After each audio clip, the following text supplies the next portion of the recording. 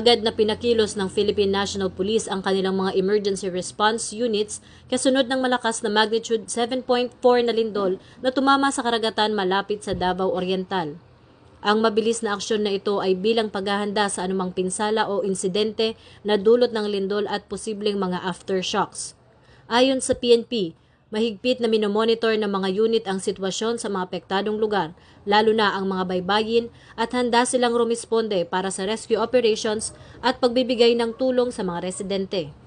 Bilang tugon sa seryosong banta, itinaas na rin ng PNP ang full alert status sa police regional offices na sakop ng Region 11 at Region 13.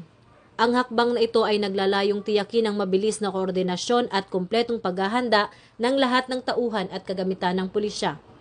Patuloy ang panawagan ng PNP sa publiko na manatiling kalmado, maging alerto at sundin ang lahat ng abiso mula sa mga lokal na otoridad para sa kaligtasan ng lahat.